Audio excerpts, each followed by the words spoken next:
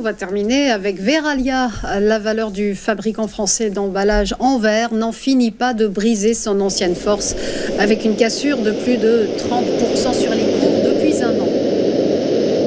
Oui, alors ce qui s'est produit sur Verallia, je l'ai pas indiqué ici parce qu'il aurait complètement cassé le graphique, c'est que au mois de juillet, et on voit un gros gap ici entre 30 et 35 euros, hein, un gap absolument énorme. Eh bien, Verallia a émis, je crois que c'était début juillet, a émis un important profit warning en indiquant qu'il attendait une baisse de son EBITDA de près de 35 ou 40%. Alors, le marché qui est habitué à des beaux résultats de la part, comme vous l'avez dit, du fabricant d'emballage en verre, eh bien, le marché a remis le niveau de l'action au niveau des résultats. Et c'est pour ça que, eh bien, le cours de l'action a baissé. Après le gap qui a été ouvert en bas, qui est dans la zone des 30 euros, comme vous avez indiqué, on n'en finit pas de baisser.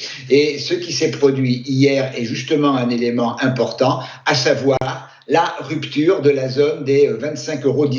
Alors, depuis le début du mois d'août, les cours étaient à l'intérieur d'un range entre 25,18 euros et 27,82 euros. Et la rupture du range est un élément qui semblerait montrer que les vendeurs, à nouveau, ont repris la main sur le cours de l'actif. On a des résistances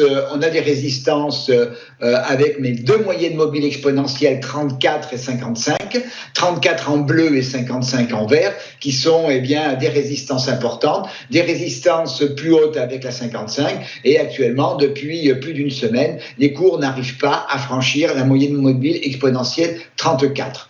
J'ai également mis les bandes de Bollinger, et la bande de Bollinger basse est en train de s'ouvrir, donc elle nous donne un supplément de volatilité pour ouvrir la voie vers le bas, et les cours ont clôturé hier soir en dessous de la bande de Bollinger basse, ce qui montre quand même une certaine dynamique et une certaine volonté du camp baissier. Donc, si on a aujourd'hui en clôture la confirmation de la rupture des 25,18 euros, il se peut qu'il y en ait un petit peu de bagarre quand même à ce niveau-là, ce qui ne serait absolument pas surprenant, mais si on a ce soir ou dans les jours qui viennent la confirmation de la rupture des 25,18 euros, eh bien les objectifs sont des supports un peu plus anciens, le premier à 24,14 euros, le deuxième à 23,30 et le troisième à 22,68 euros. Il se trouve que ce niveau de support à 22,68 euros est l'objectif technique de la rupture du range, c'est-à-dire le report, vous voyez mes flèches, le report de la hauteur du range en dessous de celui-ci, et on voit que l'objectif serait à 22,68 euros. Maintenant, si cette sortie est ce que l'on appelle un piège baissier, eh bien, si les cours revenaient à l'intérieur du range, eh bien, il faudrait, pour inverser le schéma baissier, il faudrait refranchir en clôture quotidienne le niveau des 27,82 euros.